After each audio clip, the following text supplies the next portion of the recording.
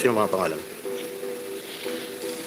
First on the list, Senator Robin Padilla, Christopher Bongo, Ramon Bong Revilla Jr., Ronald Bato de la Rosa told this media outlet that Senators Sani Angara, Francis Escudero, Rafi Tulfo, Aquilino Pimentel III, and Risa Hontiveros are allegedly against the reinstatement of Duterte's secret allocation, which are lodged under the Office of the Vice President and the Department of Education. Jingo Estrada, Lito Lapid, Francis Tolentino, and Cynthia Villar. They are putting us in a bad light, and I condemn this. And I take offense on this. Nakalagay pa, Senator Pia Cayetano is said to be supportive of reinstating Duterte's confidential funds if she can justify the need for them. This is not true. Mali-mali po itong report.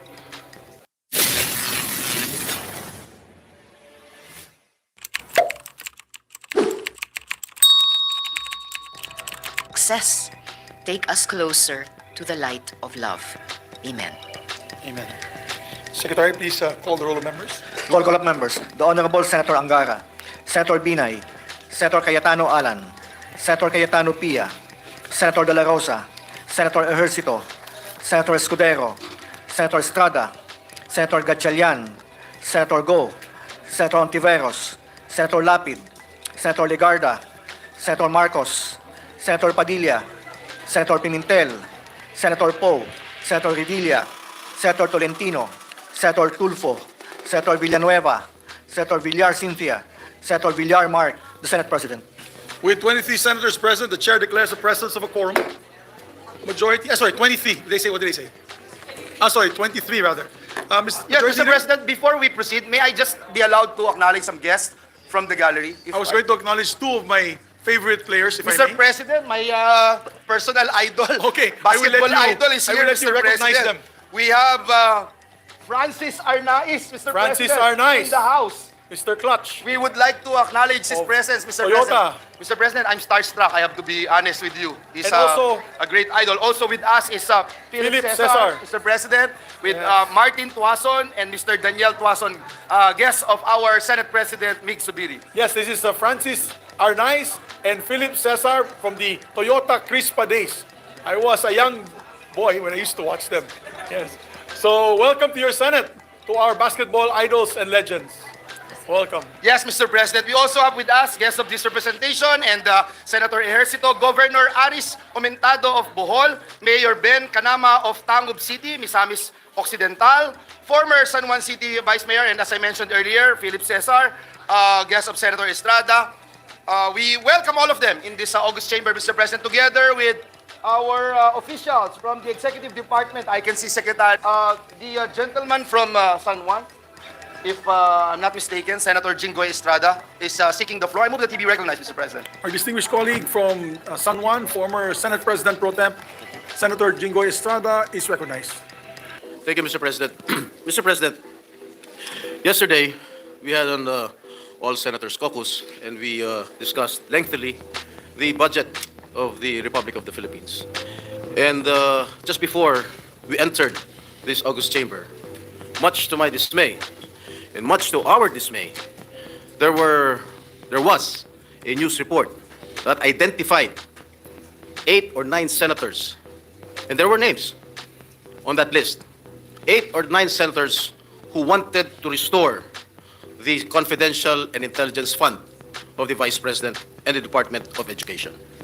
And I wish to tell the people of the Philippines that there was no votation that happened yesterday with regard to the intelligence fund of the Vice President and the Department of Education. In fact, we had an executive session.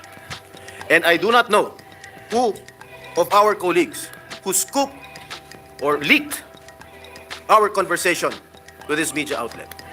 I have been a senator here for more than 10 years. And this is the first time that I encountered a scoop or a leakage. I do not know. I do not want to name names. This is a violation of our rules. And the majority floor leader will expound it later. Mr. President, we discussed lengthily for almost 2 hours the schedule, etc., of the budget of the Republic of the Philippines. We never touched or we never voted with regard to all the intelligence fund or confidential fund. In fact, we agreed unanimously to remove all the confidential and intelligence fund, not only that of the Office of the Vice President, including not only that of the Department of Education, but all security or civilian agencies na merong confidential and intelligence fund. Mr. President, wala. I will just read. Sino mga pangalan?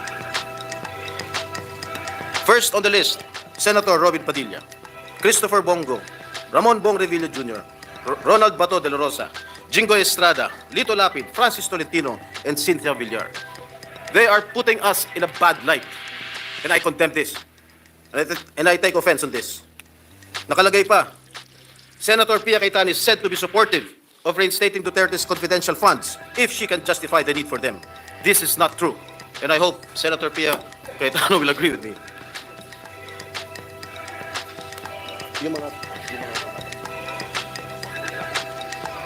Just for a while, Mr. President, tinahanap pa ni Senator Robin yung mga nakasulat.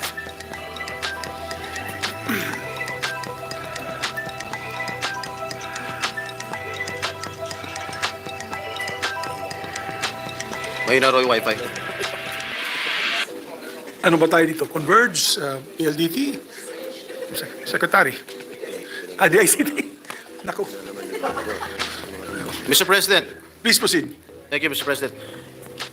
And if I may quote, Anis Cooper told this media outlet that Senators Sani Angara, Francis Escudero, Rafi Tulfo, Aquilino Pimentel III, and Risa Hontiveros are allegedly against the reinstatement of Duterte's secret allocation, which are lodged under the Office of the Vice President and the Department of Education. Mali-mali po itong report, Mr. President.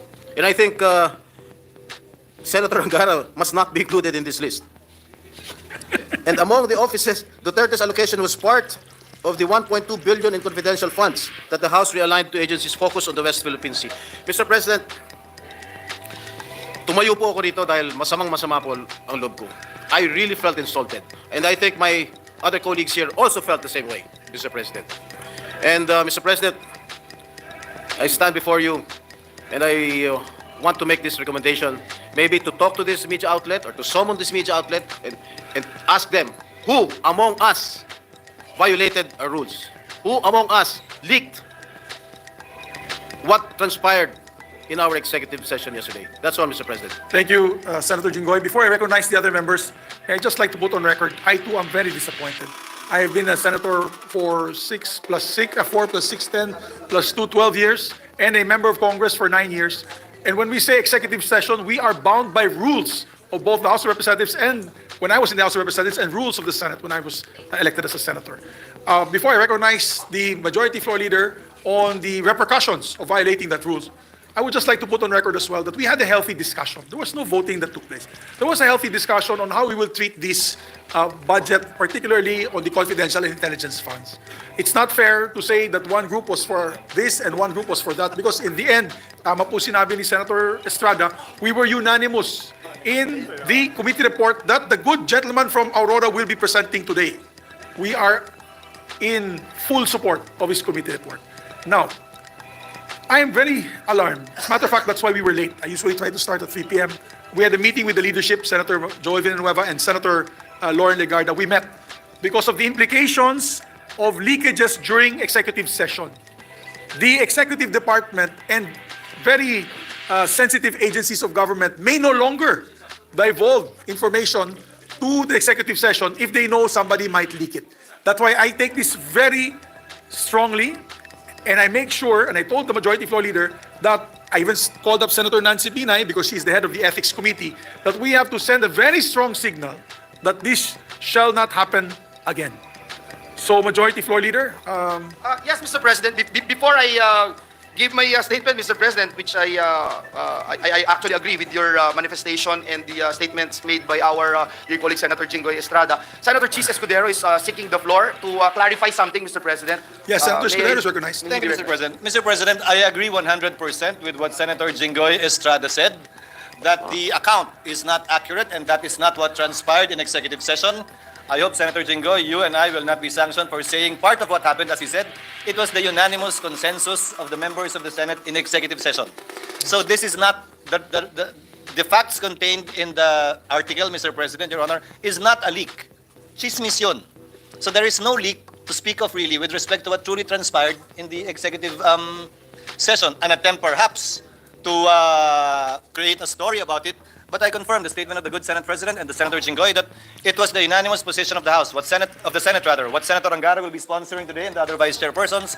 That was the unanimous position of the Senate and all the members of the Senate. Thank you, Senator Escudero. But before we ask our colleague to react, Senator Estrada, may we ask the Majority Floor Leader, what are the rules, particularly in executive session? Yes, Mr. President. So we are all clear. Thank you very much. Mr. President, first of all, let me state and put into the records that I'm aghast of what happened, Mr. President. Whether this is leak or pure chismis, the fact that it came out, Mr. President, and it appears blow by blow, and unfortunately, Mr. President, the figures, the numbers, even the names that were mentioned were disoriented, Mr. President. I would just like to put into the record of this chamber, Mr. President, what our rules say about executive session. What's this? Rule on section 126 of our rules, Mr. President. Mr. President, section 129 of our rules, Mr. President, it states here, and I quote, any senator who violates the provisions contained in the preceding section may, by a two-thirds vote of all the senators, be expelled from the Senate.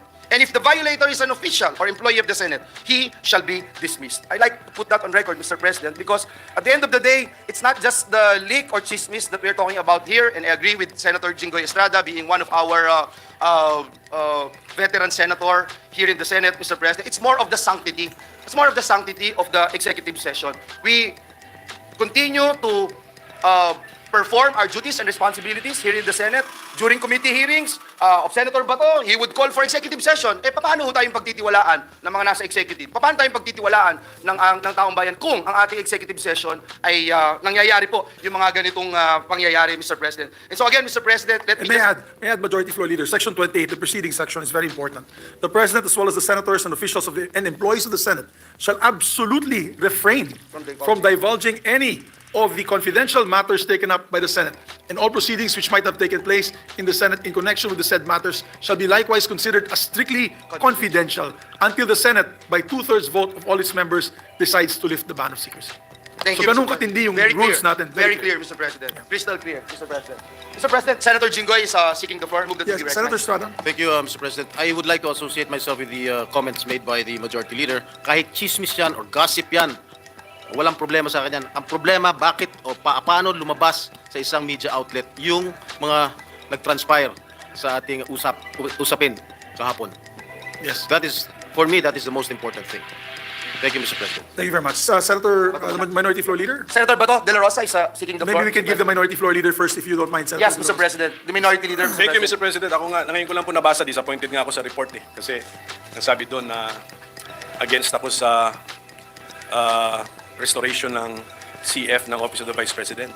Tama yun, pero kulang.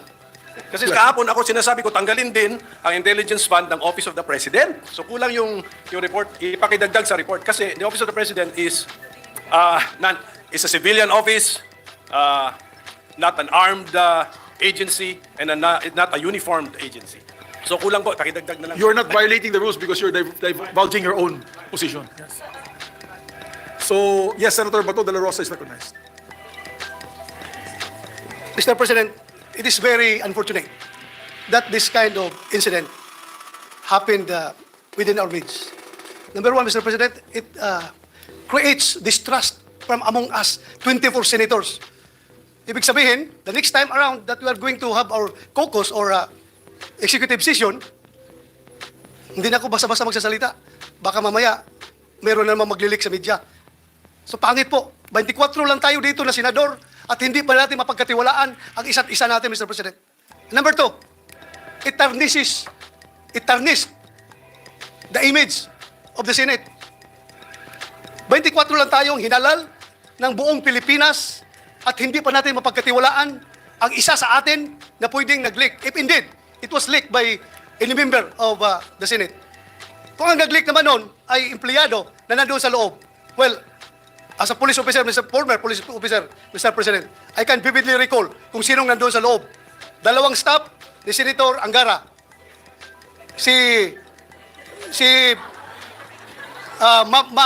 Mavic, Oh, Attorney Mavic. Attorney Mavic. At may isang kasama si Attorney Mavic na babae. So apat silang nalalaman ko na nandoon sa loob. Magprangkahan tayo dito.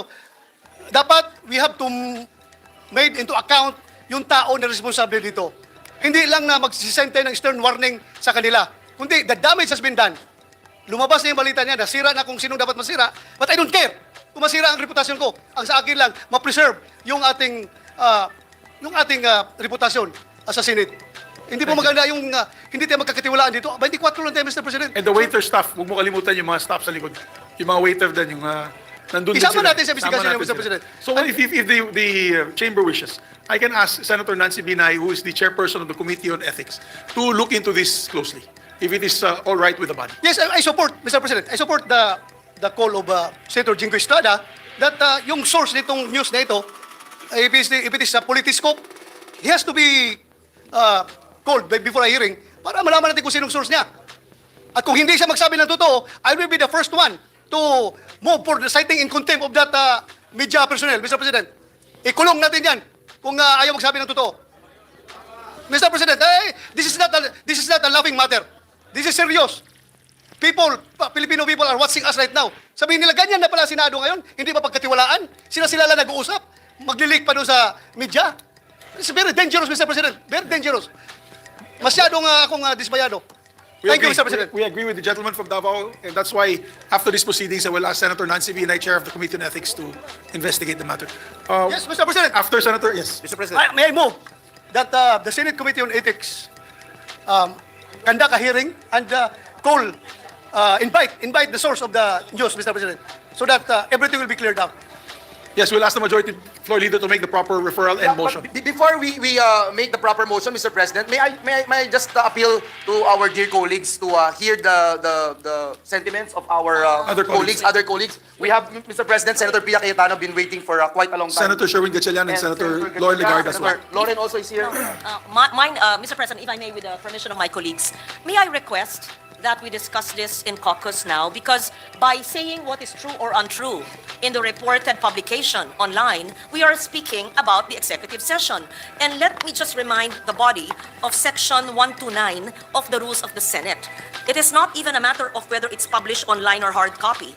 The mere divulging the executive minutes or any part of it who violates all the provisions in the executive session contained in the preceding sections by 2/3 vote may be expelled from the Senate. It is a very serious violation, Mr. President, by a senator or an officer or a staff in Rule, what is this? 129.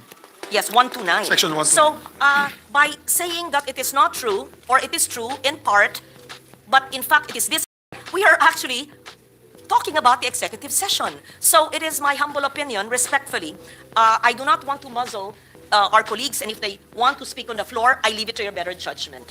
But many of us feel strongly about this, and I respect the right of Senator Estrada for standing on the floor. But if we are going to speak about each and every line which was published, whether it is true or not, with all due respect to publication which I've not read, may we discuss it in caucus in relation to 129 rule of the Senate. That is my humble suggestion. But I leave it to the members of the Senate if they want to speak about it in session. Thank you, Yes. Mr. President. We understand that many of our colleagues feel slighted, feel angry, and we could allow them to express their personal opinions and release their emotions to this chamber. Yes, Senator Pia Cayetano's recommendation. Thank you.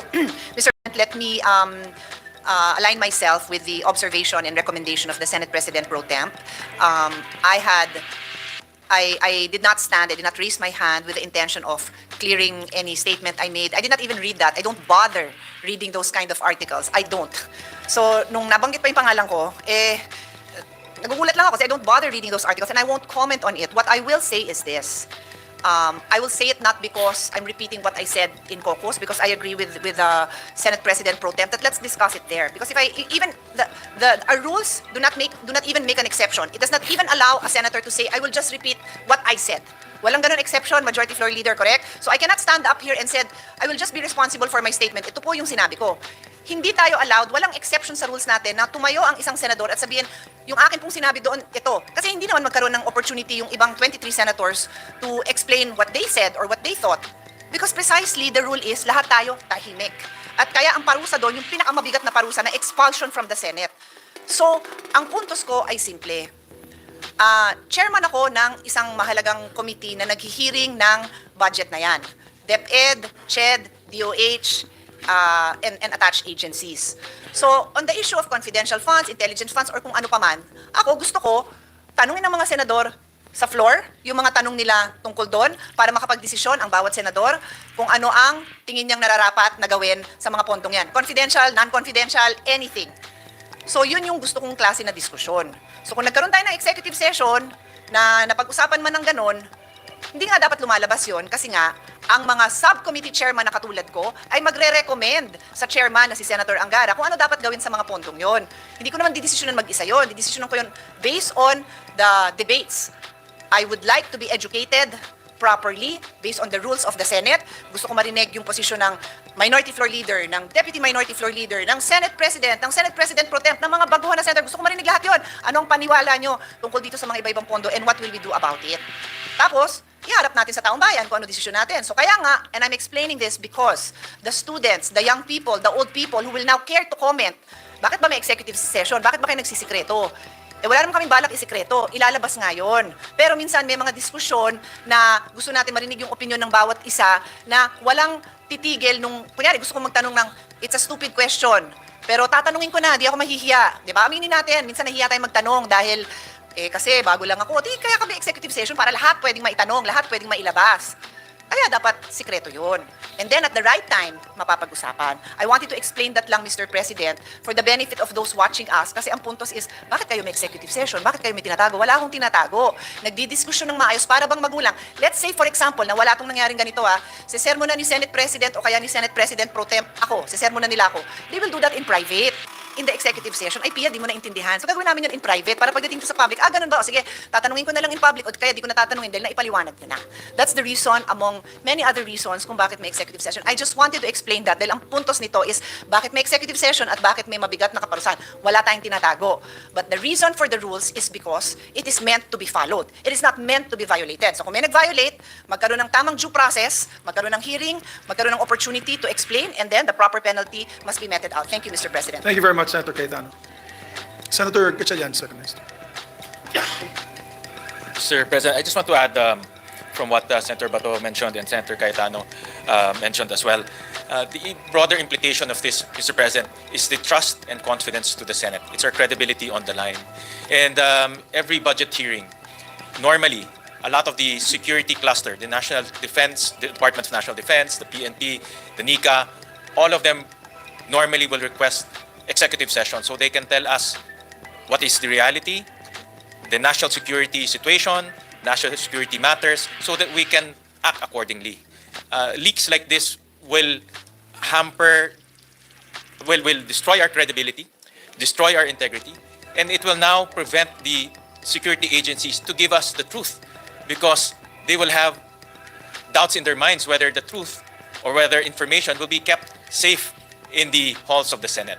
So, Mr. President, I would like to associate myself with the motion of Senator Bato that this should be looked at and investigated seriously because it's the Senate's credibility on the line, especially whenever departments request for executive sessions and whenever they divulge to us matters of national security. Thank you, Mr. President. Thank you.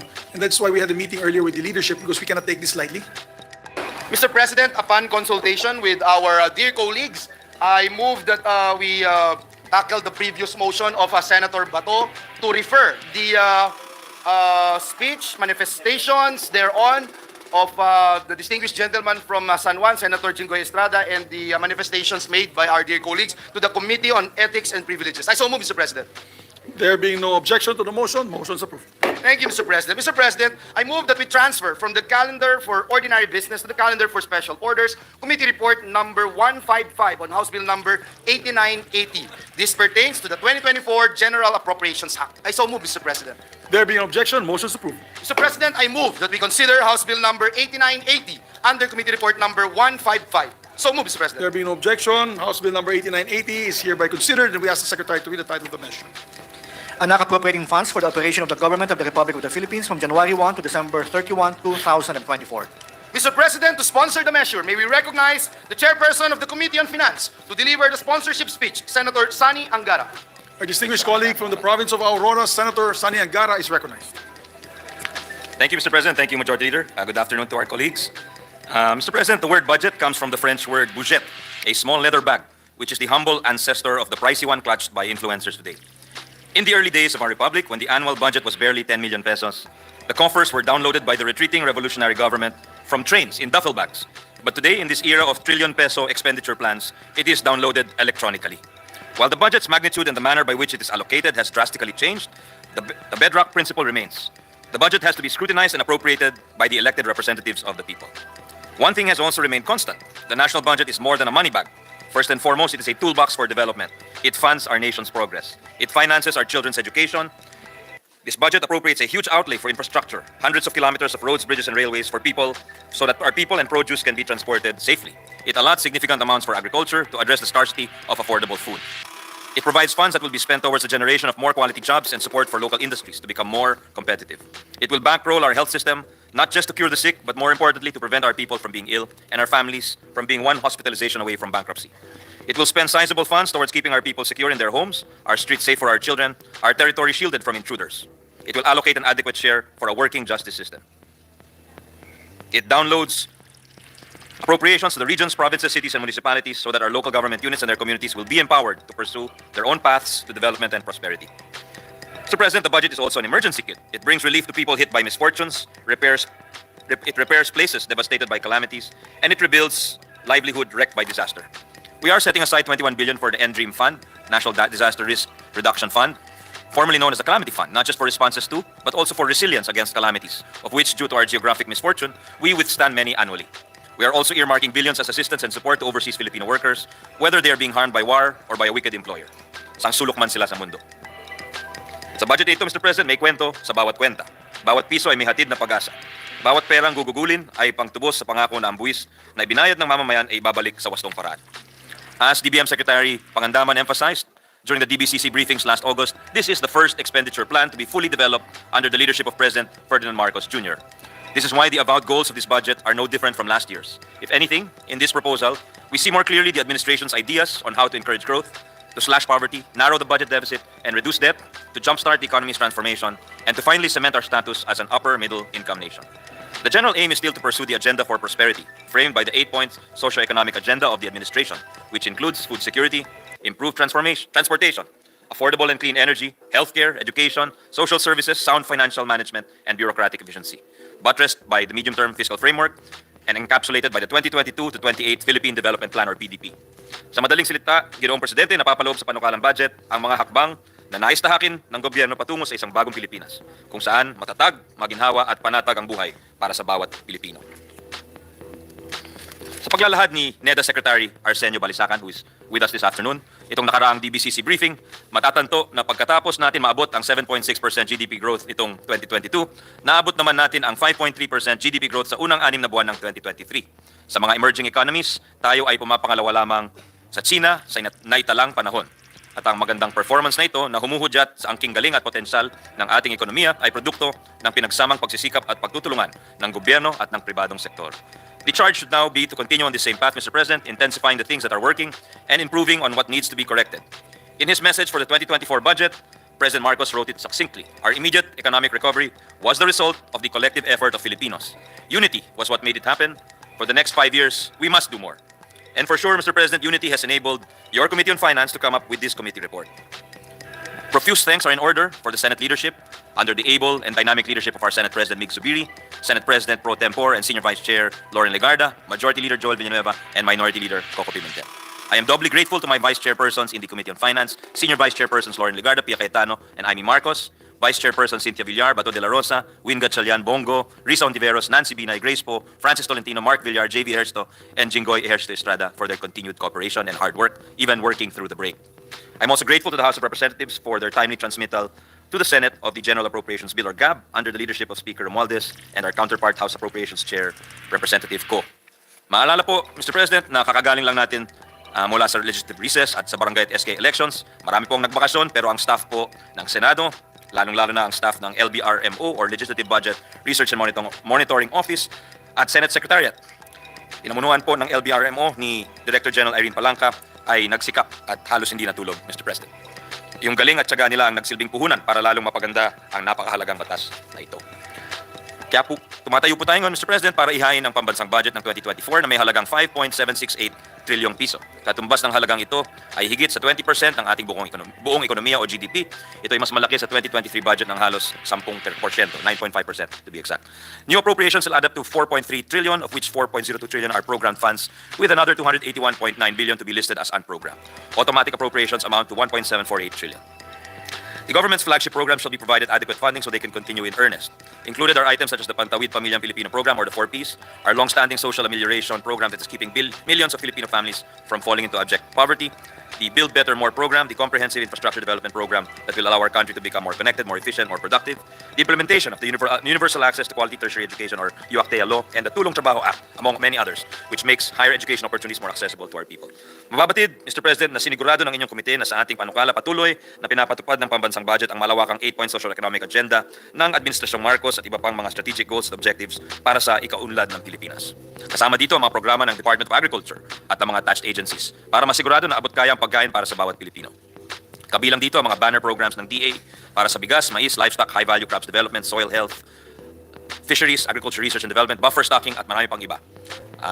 Halagang 107 billion sa DA at umaabot sa 169.5 billion kung isama natin ang mga attached agencies at agricultural government corporations or GOCCs.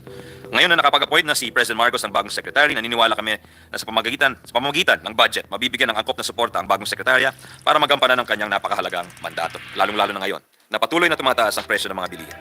Sa ilalim po ng panukala, susundin natin ang mungkahi ng ating Vice Chair Cynthia Villar na dapat magkaroon na abot na 2,514 na composting facilities in biodegradable waste sa ilang banner program ng DA para magkaroon ng mas abot-kayang fertilizer o compost para sa ating mga magsasaka. Ito ay para mabawasan ang ating paggamit ng mga imported na fertilizer na hindi lang mahal kundi nakakasira din ng ating lupang sinasaka.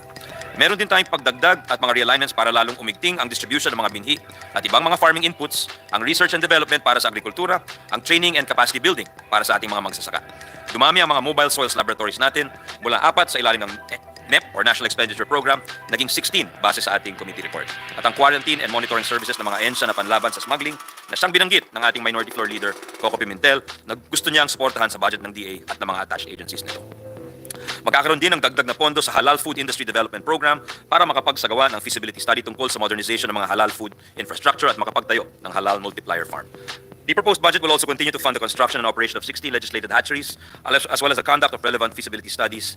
And Vice Chairperson Francis Tolentino will be happy to note that additional funding worth 42 million and another 10 million for the Tamban Hatchery Development Program under the DOST PICARD will also be provided for the establishment of a mangrove nursery to improve the stocks of tamban or sardines around the Zamboanga Peninsula and Sulu Sea. Patuloy din ang suporta ng budget para sa mga programa at proyekto ng magpapababa ng gastusin para sa transportasyon at pagpapaikot ng mga produkto sa ating ekonomiya. Makikita ito sa pondong mapupunta sa mga programa ng DOTR or Department of Transportation para sa rail transport, land public transport, aviation infrastructure, sa maritime infrastructure at ang fuel subsidy program para matulungan ang ating mga PUV drivers sa harap ng patuloy na pagtaas ng presyo ng petrolyo. Idagdag na rin po natin ang fuel assistance program ng DA para may pambili ng gasolina ang ating mga magsasaka at mangingisda para sa kanilang mga makina. Kasama rin po ang Asset Preservation Program, Network Development Program, Bridge Program at mga Convergence and Special Support Programs para sa mga access roads to airports, seaports at mga economic zones ng Department of Public Works and Highways. Kasama na rin dito ang Farm-to-Market Roads at ang Philippine Rural Development Project. Furthermore, upon the continued recommendation of Vice Chairperson Senator Grace Poe, service contracting of PUVs or public utility vehicles shall receive funding next year to the tune of 1.3 billion. Funds for the bike share system and safe pathways program of the government will also be increased in a bid to encourage more of our countrymen to make the shift from passive to active transport options. We hope that with these budgetary augmentations, we will sustain the momentum that started during the pandemic towards a more bike-friendly Philippines. Another trend that our budget wishes to encourage is the continuous improvement of our educational system. Not only do we seek to make up for the learning losses our children experienced throughout the pandemic, we also aim to set them and future generations on the path to becoming productive Filipino citizens who are more than ready for the fast-changing world of work. The Second Congressional Commission on Education, or EDCOM2, has been conducting extensive studies and consultations through its different standing committees on the ways that our educational system can be improved. Several possible solutions and legislative reforms have already been identified, some or many of which have been already acted upon by our Finance Vice Chair and Education Committee Chair and EDCOM Chair, Senator Sherwin Gatchalian, and Higher Education Committee Chair, Senator Francis Escudero, and Senior Vice Chair, Pia Cayetano.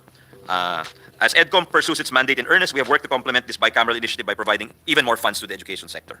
Ayon nga naman sa saligang batas, hinihikayat na mabigyan ng pinakamataas na prioridad ang edukasyon pagdating sa pambansang budget. And Mr. President, this is not only a legal injunction but a wise investment in our future. Kaya alinsunod sa mungkahi ni Senior Vice Chair Pia Cayetano, dinagdagan ng inyong Senado ang pondo para sa Department of Education at sa mga attached agencies nito. Increase of 3.5 billion, going up to 718.08 billion sa Commission on Higher Education, sa Technical Education and Skills Development Authority, at sa iba't ibang state universities and colleges. Sa ilalim ng DepEd, inaugment natin ang SHS or Senior High School Voucher Program para mas maging abot kaya ang pag-enroll sa mga senior high school sa mas maraming kabataan. May dagdag rin para sa human resource development sa mga personnel sa mga paaralan at learning center at teacher at school leader training sa bagong matatag curriculum na nahulma sa ilalim ng pamumuno ni Vice Presidente at DepEd Secretary Sara Duterte. Isinama rin natin ang panukala ni Senior Vice Chair Cayetano na dagdagan ng pondo para sa pagbayad ng teaching overload pay at sa special hardship allowance ng mga guro, na suportado din ng ating Civil Service Committee Chair, Senator Bong Revilla. Meanwhile, the budget of TESDA will see significant increases in the funding for national certifications of grade 12 students who have chosen to take the TechVoc or TVL track, and for the hiring of some 11,838 assessors that will facilitate these national certifications. Ito po yung tinulak nila Vice Chair Senator Sherwin at ni Senator Raffy Tulfo at ni Majority Leader Senator Joel na dapat ma-accredit po ang ating mga TechVoc graduates sapagkat hindi ko na po ulitin yung gusto ni Senator Binay na ibalik si Senator Joel sa ahensya dahil siya daw ang pinakamagaling na namuno sa ahensyang yon. No, but seriously, Mr. President, we promised our senior high school graduates that they would be able to get work after graduating, and that promise has remained an empty one without the accreditation. So thus, upon the urging of our colleagues, we've also funded the Philippine Qualifications Framework or the PQF Secretariat, an initiative of Majority Floor Leader Villanueva, the Tulong Trabaho Fund, and other provisions of TESDA. Bukod sa edukasyon, nakatuon din ang ating budget sa kalusugan ng ating mga kababayan, lalo na't malaki ang ating idinagdag, 4.23 billion for a total of 243.36 billion para sa Department of Health. Through the initiative of Senior Vice Chair Cayetano, Vice Chair Bongo, and upon the request of the Department of Health, additional funding will be directed to several health facilities across the country, including the Bicol Regional Hospital and Medical Center, the National Children's Hospital, the construction of a new hospital in Naga City, the completion of the Misamis Occidental Provincial Hospital, the construction of the Tagbilaran Mega Super Health Center, the equipment of Surigao Island Medical Center, and the Cotabato Regional Medical Center. And funding will also be set aside for the purchase of at least 25 ambulances. Buoyed by the enactment of Republic Act 11959, establishing regional specialty centers in every region and in GOCC hospitals, a measure sponsored by Vice Chair Senator Bongo and co-authored by the entire Senate chamber, augmentations were also made to the budgets of a number of the country's top specialty hospitals. This includes additional funding for the lung transplant program, early detection of lung cancer initiatives, and the biobanking needs of the Lung Center of the Philippines, the purchase of X-ray machines, and the provision of free treatment for pediatric cancer, blood diseases, and cardiovascular patients of the Philippine Children's Medical Center, or PCMC, and the purchase of a new MRI machine and heart-lung machine, and the upgrading of the hospital information systems of the Philippine Heart Center. All very close to the heart of our presiding officer, who campaigned, who made this one of his pillars during the campaign in 2022. Mr. President, we are working towards making your dream a reality. Nagtulungan din kami ni Senior Vice Chair Cayetano para madagdagan ang pondo ng National Kidney and Transplant Institute para makapagtayo sila ng laboratory training center, makapag-convert ng mga clinic para maging kwarto sa mga pasyente at i-renovate ang mga patient wards nito. Nagpasok rin tayo ng pondo para makapagbili ng dagdag na dialyzer na kumbagay filter na ginagamit sa mga dialysis machines para isala ang dumi sa dugo at ang gamot para sa mga dialysis patients. Kadalasan kasi, Mr. President, dahil sa kakulungan ng pondo, mula sa bulsa mismo ng pasyente ang pambayad para sa mga gamit na ito. Tinataya ng NKTI or National Kidney Transplant Institute na sa dagdag na pondong ito, makakapagsagawa sila ng higit sa 150,000 na libreng dialysis sessions sa isang taon. Lahat po ito ay alinsunod sa aming pakay na sana maging abot kaya kung hindi tuwirang libre ang pinakamataas na uri ng medical care at treatment, lalong-lalo na para sa mga mahihirap nating kababayan. Mr. President, our budget also continues with our ongoing drive to increase the pool and pipeline of human resources for health who will work in hospitals and health centers outside of our urban centers. As pushed by our Majority Floor Leader, Senator Joel, Senior Vice Chair Pia, the seed fund for the development of medical schools in state universities and colleges within SHED was augmented to 125 million, and funds worth 287 million were also downloaded directly to 15 state universities and colleges to increase the carrying capacity of their respective colleges of medicine. Sa panukalang budget, Ginoong Presidente, mananatiling handa ang gobyerno para tulungan ang mga kababayan natin na nahihirapan. Ito po ay sinisigurado ni na Senior Vice Chairperson Lauren Legarda at Senior Vice Chairperson Amy Marcos. Bukod sa 4Ps at mga fuel subsidies sa ilalim ng DOTR at ng DA, patuloy pa rin ang ayuda ng DSWD tulad ng social pension for indigent senior citizens, umaabot po sa 49.8 billion. Protective services for individuals and families in difficult circumstances or AICS na umaabot po sa 56.3 billion. Sustainable Livelihood Program, Cash for Work sa ilalim ng Kalahi SIDS na may dagdag na 1 billion na itinulak po ni Senator Amy Marcos, Senior Vice Chair, at ang Supplementary Feeding Program sa 6.1 billion. Mananatili ang mga bagot napakagandang programa ng administrasyon ni PBBM tulad ng Philippine Multi-Sectoral Nutrition Project sa pagitan ng DOH at ng DSWD at ng Strategic Transfer and Alternative Measures Program or ang Philippine Food Stamp Program para may karapatang access sa masustansyang pagkain ang mga kababayan nating nagugutom at nahihirapan. Sa larangan naman ng DOLE, may pondo para sa tupad o sa tulong panghanap buhay sa ating disadvantaged, displaced workers and DOLE Integrated Livelihood Program at ang Adjustment Measures Program alinsunod sa mungkahi ni Senior Vice Chair and Senate President Pro Tem Lauren Legarda.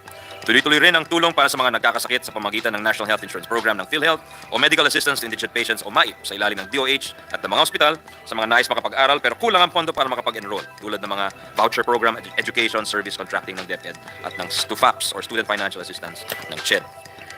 Makakaasa rin ang ating mga OFW na kahit nasa ibang bansa po sila, handa ang gobyerno sa pamagitan ng Department of Migrant Workers na alagaan ang kanilang kapakanan at ipaglaban ang kanilang mga karapatan via the Overseas Employment and Welfare Program and the Overseas Employment Regulatory Program. Sigurado kami na handa rin tumulong sa kanila ang chairperson ng Senate Committee on Migrant Workers, si Senator Tulfo, at ang nag-defend po ng budget ng Department for Migrant Workers, si Vice Chair Senator J.B. Ejercito. Nandyan din po ang Department of Foreign Affairs na handang magbigay ng consular services, assistance to nationals, and legal assistance. Mapaharap man ang mga OFW sa anumang panganib habang nasa ibang bansa, may Emergency Repatriation Fund na nakalaan sa ilalim ng OWA or Overseas Workers Welfare Administration para tulungan silang makauwi sa Pilipinas ng ligtas. At sa pag-uudyok naman ni Vice Chair Senator JV, may dagdag na pondo para sa pagpapatakbo ng OFW Hospital. Kasama rin po dito ang interest subsidy sa ilalim ng Pambansang Pabahay para sa Pilipino program ng Department of Human Settlements and Urban Development o DSUD. Pati ang dagdag na pondo para sa capital outlay alinsunod sa rekomendasyon ni Vice Chairperson Senator Risa Ontiveros. May dagdag din na pondo para maimplementa ang Executive Order 34 tungkol sa paggawa at pag-maintain ng inventory ng mga idle lands na maaaring gamitin para sa housing. The 2024 budget will also pursue initiatives that enhance the global competitiveness and attractiveness to investors of our economy, aiming in particular to resolve the challenges our industries face in terms of expensive electricity and inadequate infrastructure. With the support and through the initiative of Vice Chairperson Senator Sherwin Gatchalian, the various programs and projects of the DOE, Department of Energy, its attached agencies, and other relevant government offices will be empowered to work in tandem towards lowering energy costs and encouraging a more competitive power industry. Adequate funding shall be provided to programs on renewable energy development, energy efficiency and conservation, alternative fuels and technologies, national rural electrification, under the NEA, missionary electrification, nuclear energy, and oil industry deregulation management. As mentioned earlier, this budget includes a significant outlay as part of the administration's Build Better More program, focused on expanding the golden age of infrastructure. The amounts incorporated in this committee report amount to roughly 5.3% of our GDP or gross domestic product, which is well within the targets of our economic managers. While the government's flagship projects include large-scale railway systems and subways, new airports and seaports, roads, bridges, flood control, the drive to build better more also includes social infrastructure such as water systems, school buildings, public hospitals, health centers, and evacuation centers. Sa budget po na ito, kasabay ng pagsemento ng mga kalye at paliparan, ang paglatag ng mga information superhighway at mga fiber optic cables para maging konektado sa isa't isa ang bawat sulok ng bansa. Under the proposed budget of the DICT, funding shall remain for its key programs such as the free internet Wi-Fi connectivity in public places and SUCS, the National Broadband Plan, the National Government Portal. Increases will be made for subscription expenses and capital outlay of the Office of the Secretary of the DICT as recommended by Vice Chair Senator Grace Poe. Digitalization and digital transformation are matters of both hardware and software, something which we know the chairperson of the Committee on Science and Technology, Senator Alan Peter Cayetano, is tackling head-on as he discusses the administration's e-governance and e-government bills. Para maging ganap ang Digital Philippines, kailangan din natin tutukan ang karunungan at kakayanan ng ating mga kababayan pagdating sa mga ICT technologies. Dahil dito, nagsumikap ang inyong lingkod para mabigyan ng dagdag na pondo para sa iba't ibang proyekto ng ICT Industry Development Bureau ng DICT tulad ng Digital Careers Expo, Digital Cities Plus, Raising Awareness and Inspiring the Startup Ecosystem or RAISE, mga Regional ICT Summits, Regional Startup Tailored Empowerment, and the People-Focused Upskilling Project, at among others, Mr. President. Pakay ng mga proyektong ito ay pakilala sa ating mga kababayan ng mga pagkakataon na mabubuksan sa kanilang pag matuto sila sa mga digital na teknolohiya. Mr. President, foremost among the medium-term goals under the administration's PDP or Philippine Development Plan is the generation of more quality, higher-paying jobs across the country, and our proposed budget supports this. And necessary funding shall be provided to the regular programs of the DTI, including those for MSME development, the establishment of negosyo centers, the SITEM, which promotes our local products abroad, the One Town One Product Next Generation or OTOP, which was institutionalized by Republic Act 11960, sponsored by Finance Vice Chair and Trade Committee Chairperson Senator Mark Villar, and co-authored by several of our colleagues. And the Pondo para sa Pagbabago at Pag-Asenso Program, the Micro-Lending Project of the Small Business Corporation or SB Corp, and we affirm the augmentations made by the House towards the implementation of the Philippine Creative Industry Development Act, or PCIDA, a pet measure of our Senior Vice Chairperson, Jaime Marcos, and sponsored in the last Congress by our Minority Floor Leader, Senator Coco Pimentel. And then upon the recommendation of Senior Vice Chair Marcos, additional funds were lodged under the Cooperative Development Authority for further assistance to our cooperatives, which are effective creators of wealth and prosperity in the countryside. Napapaloob din po sa ating panukalang budget ang advokasya na matagal na natin isinulong, Mr. President, ang paniniwala na dapat magsanib puwersa ang bawat sektor ng bansa para suportahan at tangkilikin ang mga tatak Pinoy na produkto at industriya. Kahapon lamang, pinasa po natin on third reading ang ating panukala on Tatak Pinoy at minamandato nito ang gobyerno at ilang representante ng pribadong sektor na bumuo ng isang council na mag-iisip at mag-implementa ng multi-year strategy para paigtingin ang kakayanan ng mga kumpanyang Pilipino para maghain ng mga dekalidad na produkto at world-class na serbisyo. Naglaan po tayo ng pondo sa ilalim ng DTI para masimulan ang pagbubuo nitong Tatak Pinoy strategy habang hinihintay natin ang Kamara na ipasa ang panukala. Bukod dito, nagtabi rin tayo ng pondo para magsagawa ng feasibility study para sa isang small-scale wafer fabrication plant at integrated circuit design lab na matagal nang inimumukahay ng ating electronics at semiconductor industry. Alinsunod naman sa ating panukala na pinasa na rin on third reading para ma-institutionalize ang Shared Services Facilities Program, dinagdagan po natin ng pondo para sa programa at sinuportahan din natin ang Enterprise to Export Development Pathway ng DTI Export Marketing Bureau para sa pag-digitalize ng kanilang mga sistema at sa hiling ng Board of Investments para sa pagtayo ng mga green lanes para sa mga strategic at tatak Pinoy na investments. May dinagdag din po tayong budget sa budget ng NEDA para masimulan ng regional consultations at implementasyon ng Republic Act 11962 o ang Trabaho para sa Bayan, ang pet bill ng ating Majority Floor Leader, Senator Joel. Malaki nga ang mga hamon na kailangan nating maigpawan para makamit ng ating kababayan ng mga work skills na makakatulong para makahanap sila agad ng trabaho. Kaya mahalagang makabuo tayo ng isang malinaw na plano para dito. Naniniwala kami na kapag ipinagsanib puwersa ang Trabaho para sa Bayan at Tatak Pinoy, lalong bibilis ang paglikha ng mga trabaho sa ating ekonomiya. Kasama sa pagtangkilik ng Tatak Pinoy ang pagsuporta sa patuloy na paglago ng ating turismo. Ika nga ng bagong slogan natin, Love the Philippines. Kaya sa tulong ni Vice Chair at Tourism Committee Chair Nancy Binay, may mga realignment tayong ginawa sa budget ng DOT or Department of Tourism at ang kanilang mga tax agencies para lumakas ang impact ng ating marketing programs. Nag-launch tayo ng bagong tourism campaign, may dagdag para sa general administration support ng mga foreign posts ng DOT as proposed by Senator Binay, our Vice Chair. May augmentation din para sa market and product development program, sa pagdagdag ng advertising expenses at pati financial assistance sa mga regions, iba't ibang regions ng mga bansa para makapagbuo ng sariling tour packages at tourism plans. Matutuwa din si Vice Chair Senator JV Ejercito dahil sa rekomendasyon ni Vice Chairperson Binay, magkakaroon ng dagdag na pondo ang Tourism Promotions Board para itanghal sa buong mundo ng Pilipinas ay napakagandang lugar para sa motorcycle tourism. Nais din lalong pagandahin ang mga tourist attractions natin dito mismo sa Maynila. Kaya sa tulong ni Vice Chair Binay, may dagdag na pondo para sa operations ng Intramuros Administration ng National Parks Development Committee para mas umigting ang kanyang mga ginagawa para manatiling maganda at ligtas ang Rizal Park. Our drive to support the Tatak Pinoy industries demands that we also enhance our capabilities to utilize technologies and conduct meaningful research and development. This is why, upon the recommendation of Vice Chair Senator Francis Tolentino, significant amounts have also been appropriated to the Department of Science and Technology and its attached agencies, as well as to the Philippine Space Agency. Key programs of the DOST will receive increases, such as the Community Empowerment Through Science and Technology, or CEST program, and the Small Enterprise Technology Upgrading Program, or SETUP. It's worth mentioning, Mr. President, that among the early beneficiaries of the SETUP program are two of our award-winning chocolate brands, namely Malagos Chocolates and Theo and Philo. Theirs is a clear example of how technology, when paired with entrepreneurship, business savvy, and ingenuity, can lead to demonstrable success. Meanwhile, with the increases to the budget of the Philippine Space Agency, government agencies will be able to dagdag ang Philippine Sports Commission. Period. Thereafter, succeeding paragraphs shall be adjusted accordingly. I so move, Mr. President. There being no objection, amendments approved. On page 3, line 23, under section 4, change the word environmental with the word ecosystem. I so move, Mr. President. There being no objection, the amendments approved.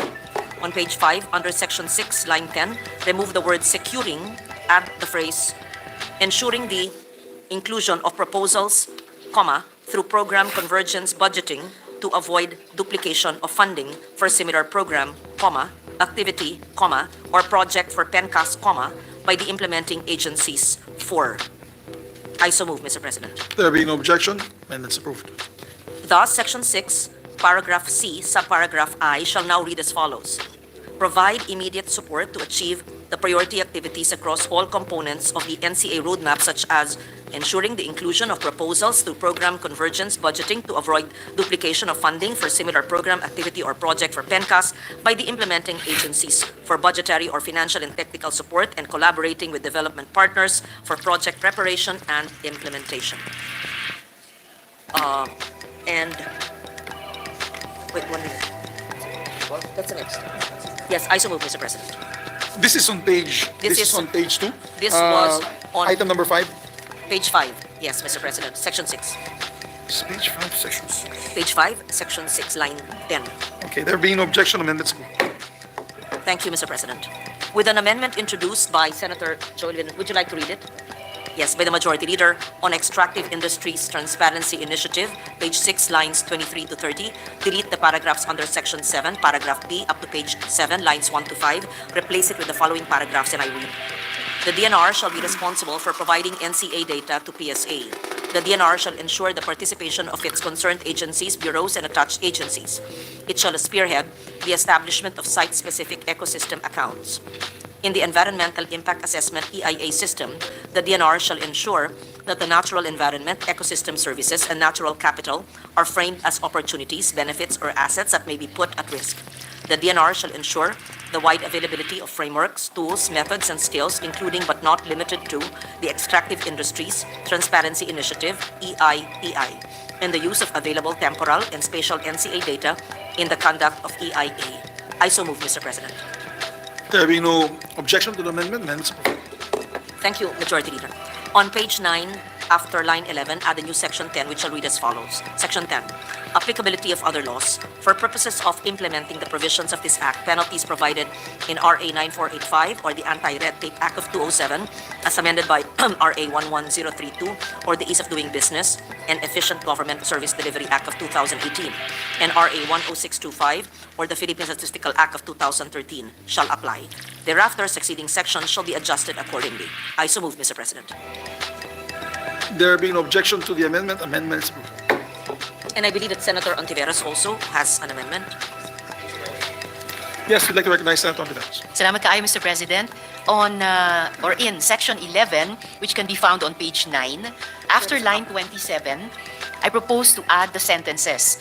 The maintenance of nature's vital cycles, functions, and processes ensures the sustainability and health of natural ecosystems.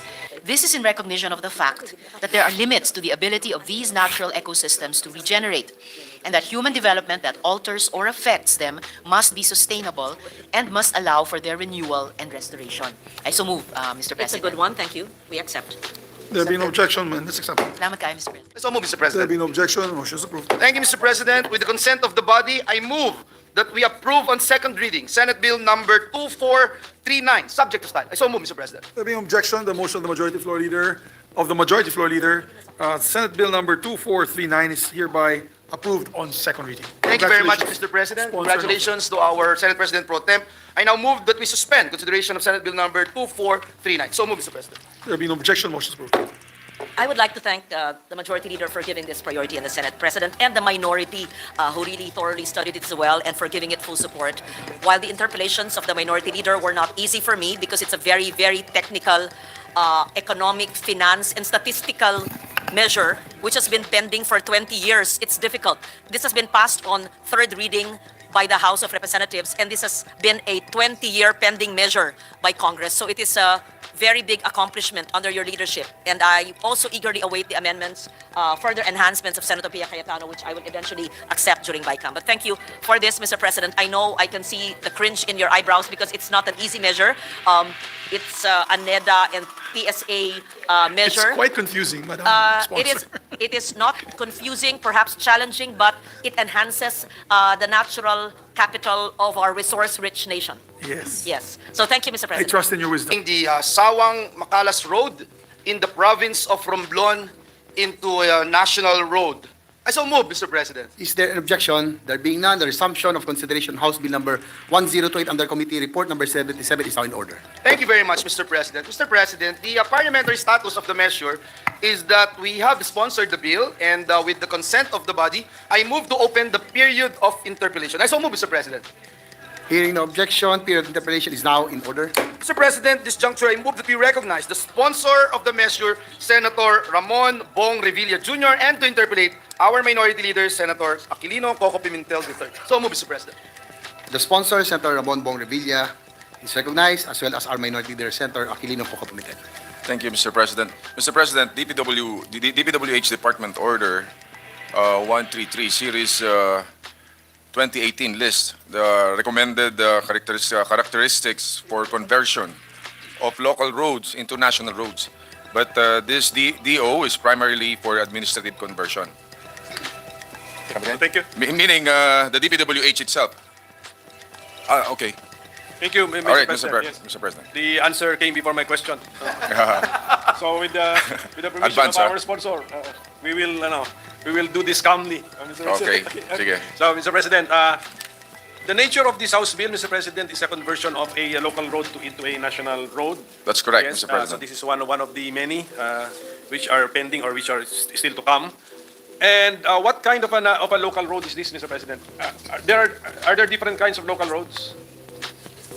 It is a collector road, Mr. President. What is that? Is that a barangay road or a municipal road or provincial road, Mr. President? Ganun ba yun? It's a local road, Mr. President, And being converted to a national road. and being converted into national road. Yes, Okay, it collects and deliver the traffic to and from local streets and arterials. The speed limit usually ranges between 35 kilometers to 55 kilometers.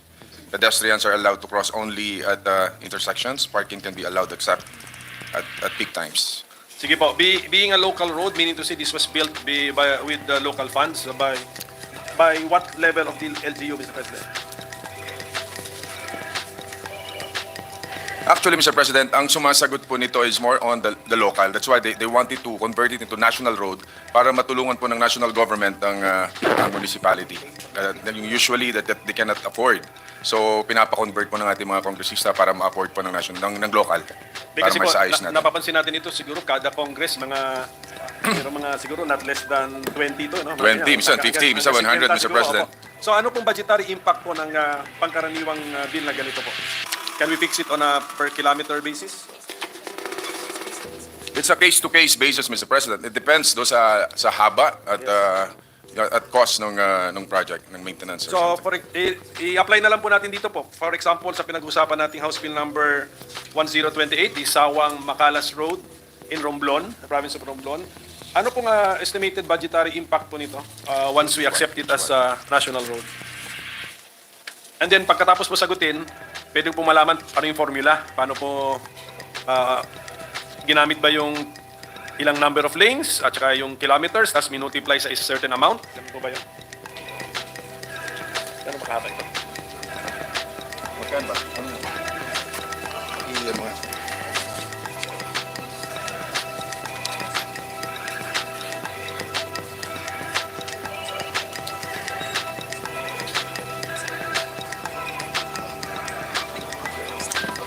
Actually, Mr. President, we don't have a standard formula on this. Can we not, there is no way to estimate? Kunyari, if the question I ask is asked, is there no way to estimate the budgetary impact? Well, pag na-convert na po natin, usually, Mr. President, sa kanila bibigyan ng estimate. But maybe we can give you information after we have to Kasi po, approve the motion. pagka meron na tayong parang working formula, ma-apply na natin sa, hindi naman kailangan maging eksakto, but at least we know, di ba, sa million. We will get the information, Mr. President, and Sige we'll po. let you know. And since these are existing roads, in effect, ang budgetary impact nito, ano na, more on repair or Maintenance. or That's correct. maybe some rehabilitation siguro. That's correct, Mr. President. Thank you for that, Mr. President. So, I believe that there are standards or criteria which are necessary before a local road can be converted into a national road. So, if the sponsor can mention at least the most important criteria.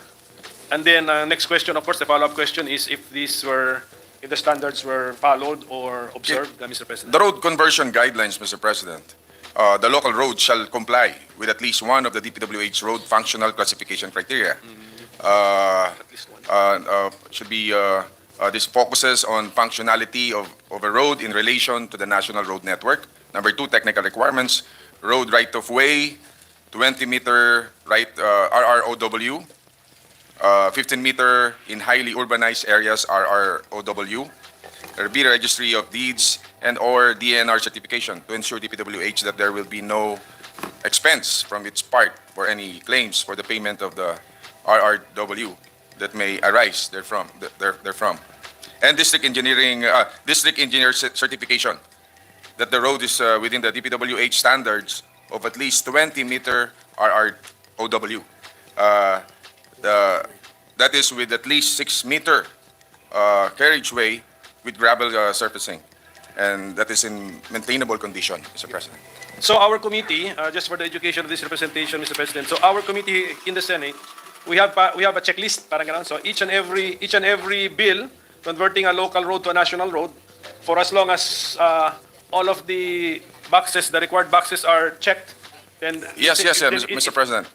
Out of the measures under consideration, 3 are not in conformance with the DPWH guidelines, and thus they are seeking our chamber's assistance for legislative approval.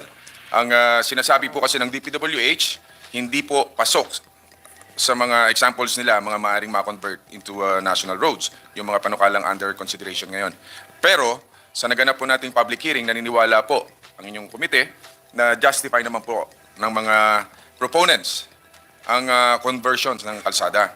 Case-to-case basis po kasi dapat kapag ang usapin ay mga kalsadang pinakikinabangan naman, hindi lang ng mga lokal, ang mga lugar na yan, kundi maging mga dayuhan, no? Mga turista. Ito pong Sawang Macalas Road po, ang makikinabang dyan ay yung mga estudyante sa mga malalayong nayon na gustong makapag-aral sa Romblon State University. So malaking bagay po yan. This road shortens the travel time from the farthest barangays to the Romblon State University. At pinaikli din po ang travel time nila mula sa mga ports patungo sa tourist areas. Yun po, Mr. President. Parang sasagot po ng ating sponsor, parang sa functionality test, ano siya? Pasok. Pasado.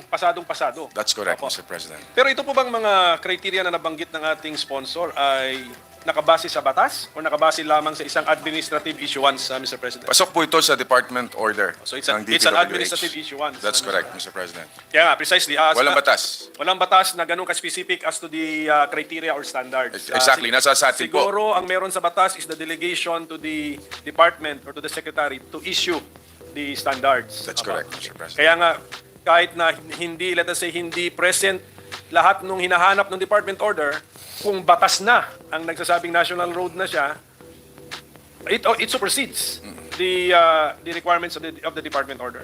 Tama po ba yan? Yes, Mr. President. In cases like this, Mr. President, itong mga bills to convert local roads to national roads, do we need to get the endorsement of the DPWH? Kailangan bang The mere pumayag sila recommendatory, bago? Mr. President. Okay. No? Mabigat ba yung pag hindi sila sumasang-ayon? Is that Actually, wala naman po na hindi pagsang-ayon ng DPWH. In fact, pinaubaya po nila sa atin na magdesisyon regarding this. tapos They yung- will submit to the wisdom of the Senate, Mr. President. Tapos of course siguro yung local government unit sumang-ayon. Ano pong manifestation ng pagsang-ayon naman ng local government unit? In fact, sila po ang proponent, Mr. President. Even the mayors, the congressmen. Is there an ordinance or a resolution issued by the local sanggunian involved? Actually, our basis is the House bill coming from the congressman, Mr. But President. our committee in the Senate, we make sure during the hearing that we get the consent. The position, yes, the consent of the or mayors. the That's correct, Mr. President. Agreement of the local government unit. Yes, Mr. President. At least Actually, malaking bagay po ito para sa kanila kapag ito yung nangyari dahil syempre hindi na nila shoulder yung gastos. No? So, mabawasan sa gastos nila ito. So siguro, Mr. President, yun na lang pong request ko siguro, let this be a standing request to the committee kasi I'm sure marami to. There'll be a lot of, Hindi lang ito nakasulat sa agenda natin ngayon, but sa susunod. Kung mabigyan po tayo ng gabay, guidance on how we can estimate the budgetary impact.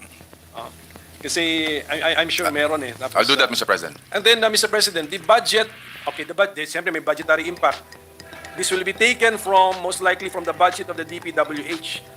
On what program under the DPWH will be impacted by these conversions of local roads to national roads? For what I know, Mr. President, we'll get this from the road maintenance, road repair and maintenance. Sige po. So, okay, so that is that's an item in the DPWH na siguro over the years kung tumataas kung dumadami yung under its jurisdiction. So Mr. President, I think that will be all for this bill, and since the other bills are similar in nature, although meron yatang isa is just a renumbering, not a conversion of Yeah, that. that's correct. Siguro, It's just a renumbering. the questions that I have asked for this particular bill are to the extent that they are relevant to the other bills on converting local roads to national roads. I will no longer ask the same questions of each and every similar bill, Mr. President. So, yun lang po, Mr. President. Siguro, the sponsor, please take note of the Yes, I will. representation. Thank you, Mr. President. Yung guidance lang on how we can estimate. We'll do that. Thank you very much for Thank your you. patience, Mr. President. Thank you, Minority Leader, Majority Leader. Yes, Mr. President, we'd like to thank our minority leader and our distinguished sponsor. And there being no other member who wishes to interpellate, Mr. President, I move that we close the period of interpellations and debate. So move, Mr. President. Is there an objection? There being none, motion is approved. Yes. Boss, okay lang. Diretso ko na, wala na kami. Okay lang, diretso ko na. Yes, because it's... Thank you, Mr. President. With that and with the consent of the body, I move to open the period of amendments. Is there an objection? There being none, motion is approved. Mr. President, there are no committee amendments. I move that we open the period of individual amendments. So move, Mr. President. Is there an objection? There being none, motion is approved. Mr. President, move that we recognize the sponsor of the measure if there are any individual amendments. There are no amendments, Mr. With President. that, Mr. President, and no other individual amendments, I move to close the period of individual amendments. So move, Mr. President. Is there an objection? There being none, motion is approved. Mr. President, this juncture, and with the consent of the body, I move that we approve on second reading House Bill number 1028. I so move, Mr. President. Is there objection? There being none, motion is approved. House Bill number 1028 is approved on second reading. Thank you, Mr. President. Congratulations to Senator Bong Revilla. Move that we suspend consideration of House Bill number 1028. So move, Mr. President. Is there objection? There being none, motion is approved. Mr. President, this juncture, I move that we resume consideration of House Bill number 1029 under Committee Report number 78. This is the bill converting Barangay Tugdis to Barangay Tugdan National Road in Romblon. So move, Mr. President. Is there an objection? There being none, resumption of the consideration of House Bill number 1029 under Committee Report number 78 is now in order. Thank you very much, Mr. President. The parliamentary status of the measure is that we have sponsored the bill and with the consent of the body, I move that we open the period of interpellations and debate. So move, Mr. President. Hearing the objection, period of interpellation is now in order. Thank you, Mr. President. As stated a while ago by our distinguished minority leader, he has no more question regarding this particular measure, and there being no other member who wishes to interpellate, I move that we close the period of interpellations and debate. Is there objection? There being none, period of interpellation is hereby closed. Move that we open the period of amendments. So move, Mr. President. Is there objection? There being none, motion is approved. With no committee amendments, I move that we close the period of committee amendments and open the period of individual amendments. Is there no objections? Motion is approved. Mr. President, I move that we recognize the sponsor of the measure, Senator Bong Revilla Jr., for if there's any individual amendments. No individual amendments. With that, Mr. President, I move that we close the period of individual amendments. So move, Mr. President. Is there objection? There being none, motion is approved. Mr. President, with the consent of the body, I move that we approve on second reading House Bill number 1029. So move, Mr. President. Is there an objection? Hearing none, the motion is approved. House Bill number 1029 is approved on second reading. Thank you, Mr. President. I move that we suspend consideration of House Bill number 1029. Is there objection? There being none, motion is approved. In conjunction, Mr. President, I move that we resume consideration of House Bill number 1030 under Committee Report number 79. This is the bill converting the road on Sitio Boliganay to Sitio Cabaliwan. National Road in Romblon. Cabaliwan. Is there an objection? There being none, resumption of consideration on House Bill number 1030 under Committee Report number 79 is now in order. Mr. President, the parliamentary status of the measure is that we have sponsored the bill, and with the consent of the body, I move to open the period of interpellation. Hearing no objection, period interpellation is now in order. Mr. President, I was being tempted to ask why it is being converted from Sitio Boliganay to Sitio Cabaliwan, but everyone has the right to do so, so I will no longer ask any question, and no member wishes to interpellate the measure. I move that we close the period of interpellations and debate. Is there objection? Hearing none, motion is approved. Thank you, Mr. President. With the consent of the body, I move to open the period of amendments. Is there objection? There being none, period of amendment is hereby open. There are no committee amendments. I move that we open the period of individual amendments. So move, Mr. President. Is there objection? There being none, motion is President, I approved. move that we recognize the sponsor of the measure, Senator Bong Revilla Jr., if there are any individual amendments. No individual amendments, Mr. With President. that, Mr. President, I move that we close the period of individual amendments. Is there objection? Hearing none, motion is approved. Mr. President, with the consent of the body, I move that we approve on second reading House Bill number 1030. I so move, Mr. President. Is there any objection? Hearing none, the motion is approved. House Bill number 1030 is approved on second reading. Thank you, Mr. President. I move that we suspend consideration of House Bill number 1030. Is there objection? Hearing none, motion is approved. Last but not the least, Mr. President, I move that we resume consideration of House Bill number 1031 under Committee Report number 80. This is the bill on Sablayan, Agpanabat, Bagakay, National Road in Romblon. So move, Mr. President. Is there an objection? There being none, resumption of consideration of House Bill number 1031 under Committee Report number 80 is now in order. Mr. President, the parliamentary status of the measure is that we have sponsored the bill, and with the consent of the body, I move to open the period of interpellations and debate. So move, Mr. President. Hearing no objection, period of interpellation is now open. Mr. President, there being no member who wishes to interpellate, I move that we close the period of interpellation. Is there objection? There being none, motion is approved. Mr. President, with the consent of the body, I move to open the period of amendments. Is there objection? Motion, hearing none, motion is approved. With no committee amendments, I move to open the period of individual amendments. So move, Mr. President. Is there an objection? There being none, motion is approved. President, at this juncture, I move that we recognize the sponsor of the measure, Senator Bong Revilla Jr., if there are any individual amendments. No individual amendments. With that, Mr. President, I move, and there being no other individual amendment, I move to close the period of individual amendments. Is there an objection? There being none, motion is approved. With the consent of the body, I move that we approve on second reading House Bill number 1031. So move, Mr. President. Is there any objection? Hearing none, the motion is approved. House Bill number 1031 is approved on second reading. Move that we suspend consideration of House Bill number 1031. Hearing no objection, the motion is approved. Thank you, Mr. President, and congratulations to Senator Bong Revilla Jr., who's working very hard in this August chamber. Mr. President, This engineering officers. Mr. President, at this juncture, I move that we resume consideration of House Bill number 1043 under Committee Report number 81. This is the bill on Negros Occidental District Engineering Office, First Legislative District. So move, Mr. President. Is there an objection? Hearing none, resumption of consideration on House Bill number 1043 under Committee Report number 82 is now in order. Mr. President, the parliamentary status of the measure is that we have sponsored the bill, and with the consent of the body, I move to open the period of interpellations and debate. Hearing no objection, period of interpellation is now open. Thank you, Mr. President. This juncture, I move that we recognize the sponsor of the measure, Senator Ramon Bong Revilla Jr., and to interpellate our minority leader, Senator Aquilino Coco Pimentel III. The sponsor, Senator Bong Revilla, and our minority leader, Senator Coco Pimentel, are recognized. Thank Yes, you, Mr. Mr. President. With the permission of our Yes. hardworking sponsor. An honor, Mr. President. And ito pong panukalang batas nito parang kamukha rin nung road conversion ng marami-rami ito kada Exactly. kongreso. But siguro mas konti compared sa conversion of road siguro to. That's correct, Mr. President. In fact, ang dami pang in line, no? Yung mga susunod natin na dito. Ito po ba yung automatic na pagka, let us say, there is a new legislative district which is created, it follows na meron batas tayong gagawin na May district requirements po engineering na sinusunod, Mr. President, para makakreate ng engineering districts. Ang guidelines po as follows. As to the road length, it must be at least 100 kilometers. As to the land area, there must be at least 100 square kilometers. As to population, there must be at least 250,000 inhabitants. So, yun po, Mr. President. Dito po sa particular bill na ito, which is creating a district engineering office in the first legislative district of the province of Negros Occidental. Ito po ba yung na-comply? Yes, Mr. President. Meritorious po. Nag-comply po sila. How about doon po sa susunod na mga bills po natin on the if the sponsor will allow me to go to anticipate the other bills, Mr. President. So Yes, para we can go straight Yes. na to ano. I Actually, three think- out of the proposals, no, 4 proposals have been complied with the requirements as to road length of 100 kilometers, Opa. as to land area of 100 square kilometers, and as to population 250,000 inhabitants. As the loan proposal that which has not complied, they are only short by a few thousand as to inhabitants. And for a very good reason naman po, Mr. President. Which is this? This is House Bill number 7508 under Committee Report number 83 sa 2nd District ng Southern Leyte. As to population naman po, ang usapan dito ay dahil bagong distrito po sila ng 2nd District na nalikha lamang noong 2019. In 4 years from its inception, they already have almost 230,000 inhabitants. So medyo na short lamang po sila ng 20,000. So kung bibigyan lang po natin konting panahon, dahil kung aantayin pa ho natin yun pakiusap nila, baka medyo maantala yung kanilang development po doon, infrastructure development sa kanilang lugar.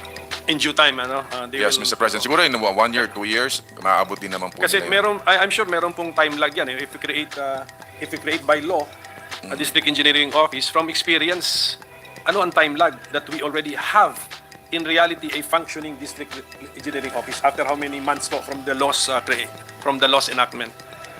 Maybe mga 2 years, Mr. President. So, ganun. Tama. By the time by na the time dumating na- yun, ma-establish, Matayo na itong naabot na rin nila. district engineering office in the 2nd legislative district of Southern Leyte.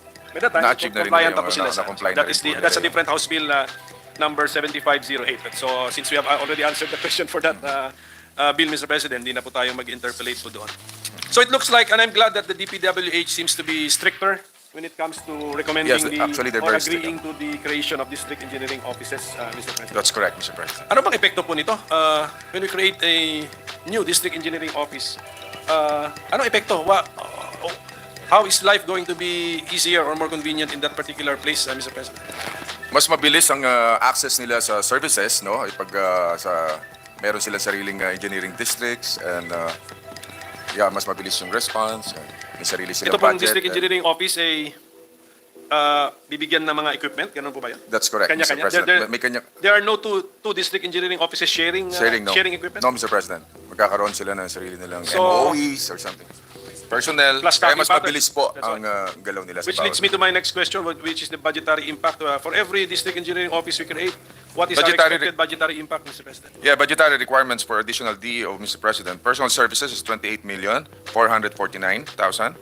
Maintenance, MOE expenses is 1,460,000. Capital outlay, 52,500,000. Mr. President, total of 82 million. Plus 409, estimate. Okay, so yes, yan ang ating parang working figure natin. That as legislators, we should be aware that every time we create a new district engineering office, at least 82 million 82 million pesos per engineering will be district. justified as an additional expense in the national budget, Mr. President. And then, ito po ba ay meron ng programang kaya sa DPWH budget na mag-absorb kung may new DEO or the year after pa siya, the budget for the next year pa siya mapupunduhan? Siguro po by next year pa, kung hindi sila included dito sa budget Maging natin. Unless magkaroon sa insertion or whatever. Which adds to the time lag, no? Yeah, Yes, exactly, which adds to the Mr. time. President. So, Mr. President, ito lang po out of curiosity. Ang alam ko sa Negros Occidental, may 6 yata dyan na legislative district eh. If I'm not mistaken, tama po ba yan? And how come our bill is about creating a district engineering office in the first legislative district? Ano po nangyari? There is none yet existing, Mr. President? Sub-PEO.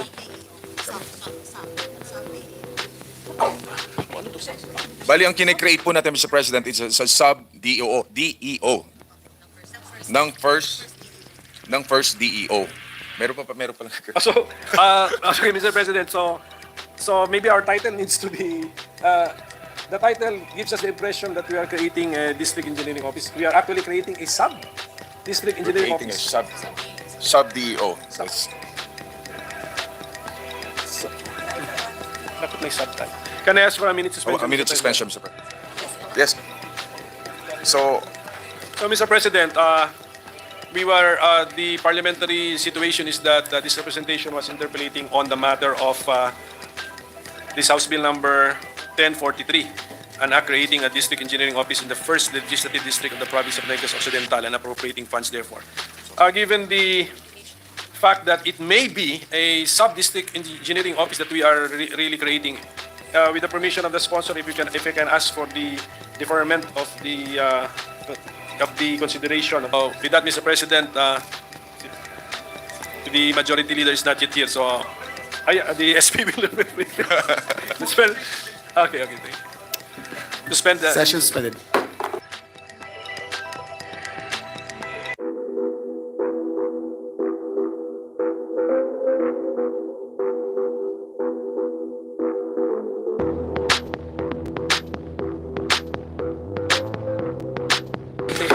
Wala na akong question. Okay. Mr. President, I move that we suspend the consideration of House Bill number? House Bill number 1040 under Committee Report number 81. I so move, Mr. President. There being no objection, motion is approved. Mr. President, I move that we resume consideration of House Bill number 7234 under Committee Report number 82. This is the bill on Cebu 1st, 2nd, 3rd, and 4th District Engineering Offices. I so move, Mr. President. This is item number 7, no? Item number 7. Yes, there being no objection, motion is approved.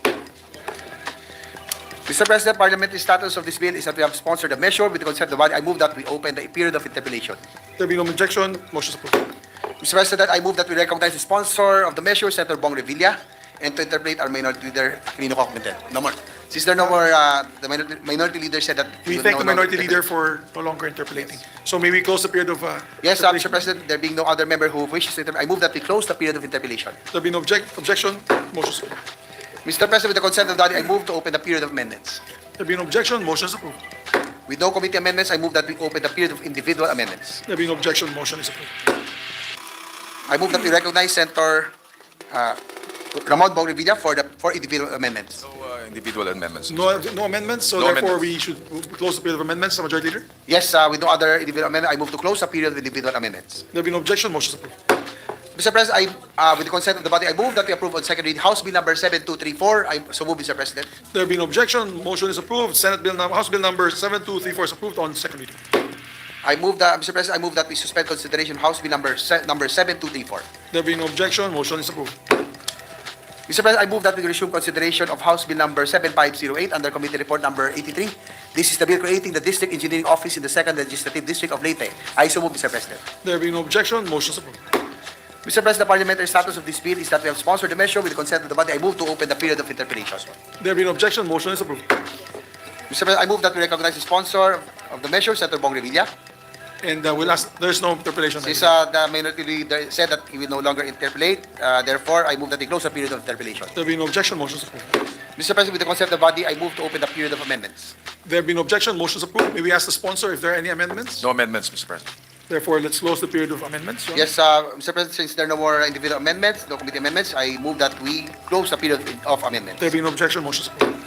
Mr. President, with the consent of the body, I move that we approve on second reading House Bill number 7508. I so move, Mr. President. There being no objection, House Bill number 7508 under Committee Report number 83 is approved on second reading. Mr. President, I move that we suspend consideration of House Bill number 7508. Consideration measures suspended. Mr. President, I move that we resume consideration of House Bill number 7577 under Committee Report number 84. This is the bill on Zamboanga City Additional District Engineering Office. I so move, Mr. President. There being no objection, motion is approved. Mr. President, the parliamentary status of this bill is that we have sponsored the measure with the consent of the body. I move to open the period of interpellation. I so move, Mr. President. There being no objection, motion is approved. Since the minority leader indicated that he will no longer interpellate, I move that we close a period of interpellation. There being no objection, motion is approved. Mr. President, with the consent of the body, I move to open the period of amendments. There being no objection, motion is approved. No amendments, Mr. President. Mr. President, since there are no individual committee amendments, I move that we close the period of amendments. There being no objection, motion is approved. Mr. President, with the consent of the body, I move that we approve on second reading House Bill number 7577. I so move, Mr. President. There being no Deliver his sponsorship speech. their distinguished colleague from San Juan, no other than Senator Jigo Estrada, is recognized. Thank you, Mr. President. Thank you, kid brother. Mr. President, distinguished members of this august chamber, ladies and gentlemen, as your chairperson of the Senate Committee on National Defense and Security, Peace, Unification, and Reconciliation, I have the honor of sponsoring Senate Bill 2451 under Committee Report number 139, or an act establishing evacuation centers for every city and municipality and appropriating funds therefore. This substitute bill, authored by 6 of our colleagues, namely Senators Christopher Bongo, Ramon Bong-Revilla Jr., Win Gatchalian, Lito Lapid, Rafi Tulfo, former Public Works Secretary Senator Mark Villar, in this representation, taking into consideration House Bill number 7354, is among the priority legislative measures identified in the Philippine Development Plan of 2023 to 2028. In the World Risk Index 2022, which assessed the disaster risk for 193 countries, Philippines was identified as the country with the highest disaster risk, followed by India and Indonesia. The report measured the country's disaster risk from two main factors of exposure and vulnerability. We ranked also fourth among the 193 countries with the highest exposure to earthquakes, tsunamis, cyclones, coastal and riverine floods, drought, and sea level rise, as we are only behind China, Mexico, and Japan, which comprise the top three. Moreover, the United Nations Office for Disaster Risk Reduction reported that the Philippines was among the top 5 countries in the world who experienced the highest number of disaster events from 2000 to 2019, with 304 events. Furthermore, the Philippines was included in the top 10 countries by total population affected by disasters at 149 million, and in the top 10 countries most affected per 100,000 inhabitants for the 20-year period. In view of the foregoing, policies promoting disaster preparedness and resilience should be at the top of the nation's agenda as it directly affects the attainment of the country's development goals. The proposed Ligtas Pinoy Centers Act aims to establish permanent disaster-resilient, fully equipped evacuation centers for every city and municipality in our country. These evacuation centers shall provide decent temporary shelter and will be the safe refuge of the displaced population caused by natural calamities, human-induced disasters, or public health crisis. This measure aims to institutionalize the ongoing program of the DPWH, which started in 2016. As of July 20, as of July 25, 2023, 380 evacuation centers have so far been completed. 44 are ongoing and 8 are for implementation. Mr. President, according to the OCD, or the Office of Civil Defense, this initiative will serve as a concrete example of investing for resilience, which is one of the priority actions in the Sendai Framework for Disaster Risk Reduction, where the Philippines is a signatory. The bill provides for the minimum standards for the essential facilities and conditions of each evacuation center to ensure that it is positioned and built on a safe and accessible location. It is able to withstand super typhoons or wind speeds of at least 300 kilometers per hour. That is more than the 185 km per hour super typhoon signal, and seismic activity of at least 8.0 magnitude. Nais natin matiyak na ang mga ating evacuation center ay matatag at magiging ligtas na silungan ng ating mga kababayan sa panahon ng kalamidad. Sa assessment na isinagawa ng International Organization for Migration at UNICEF noong 2014, isang to matapos ang hagupit ni Super Typhoon Yolanda, kapag alamang 8% na lamang o 53 evacuation centers mula sa kabuuang 634 evacuation centers sa Eastern Samar ang mapapakinabangan pa, habang ang 166 ay tuluyang nasira at 415 ang hindi nagagamit dahil sa matinding pinsala. The catastrophic damage to these evacuation centers caused numerous deaths and injuries due to substandard construction, extreme winds, and surges. Ayaw na po nating maulit ito. The bill also provides the minimum facilities and amenities to ensure the humane living conditions of the evacuees. Kabilang po dito ang mga sleeping quarters, shower at toilet facilities, kitchen at food preparation and dining areas, healthcare station, women and child-friendly spaces, standby power for lighting and operation of medical and communication equipment, at iba pa. According to the country's midterm report on the implementation of the SFDRR, or the Sendai Framework for Disaster Risk Reduction, while LGUs are able to enforce preemptive and forced evacuations, only about 62% of them have evacuation centers with minimum facilities. And most active evacuation centers have limited facilities, which pose challenges to the living conditions of persons affected by disasters. Under our committee report, the DPWH shall be tasked with the construction of the evacuation centers and the upgrading and conversion of existing structures into permanent evacuation sites. Another important aspect of this legislation is the provision on the prioritization in the establishment of the Ligtas Pinoy centers, taking into account the absence of an evacuation center in a given LGU and its susceptibility, exposure, and vulnerability to hazards and readiness in implementing the construction thereof. The prioritization criteria or checklist shall prevent duplication and waste of our limited resources. Site inspections conducted by a technical working group organized by the National Disaster Risk Reduction and Management Council revealed that some LGUs received 2 or more evacuation centers, while some who are more at risk from disaster were not able to get support.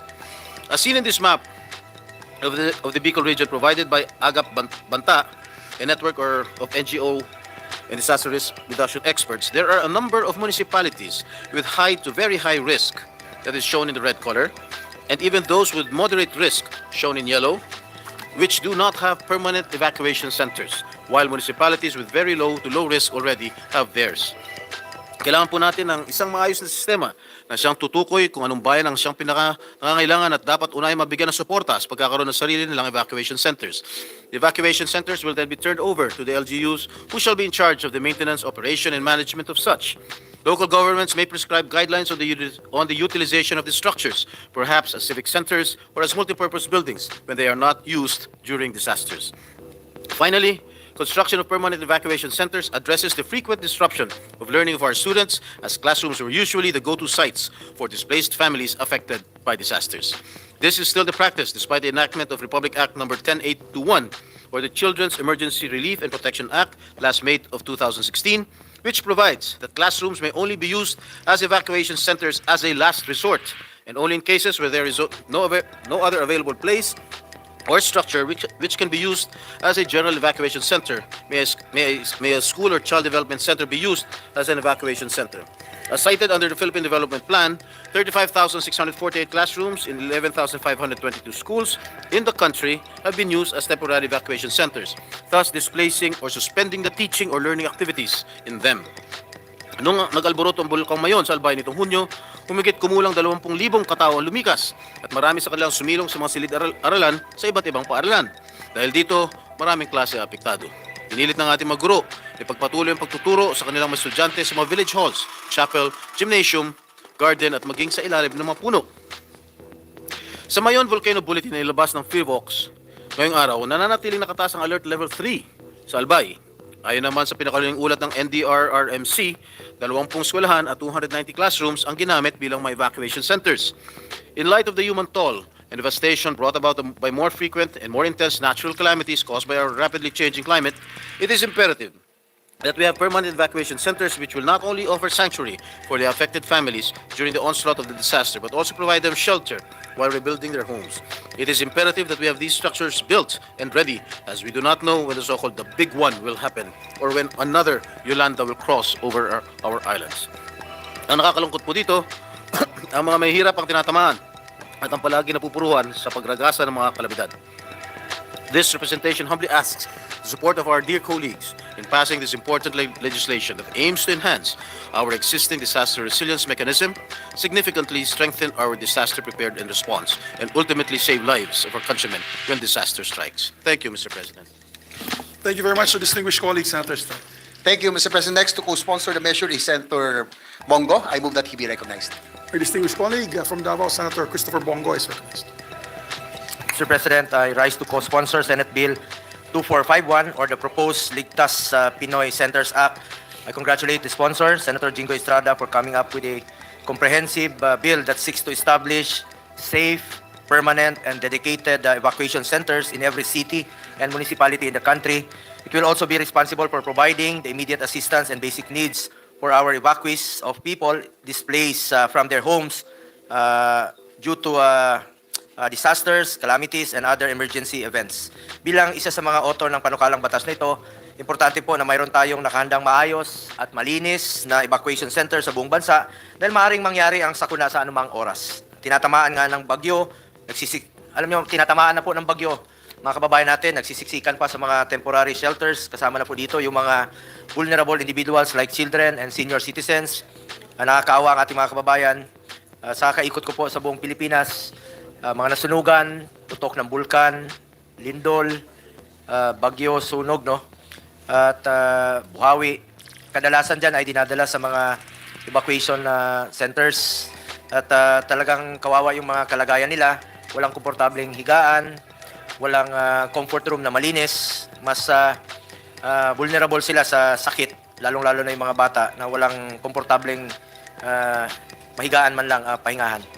Huwag na natin pahirapan ang mga kababayan nating mga naghihirap. Bigyan natin ito ng solusyon bago pa dumating ang panibagong sakuna.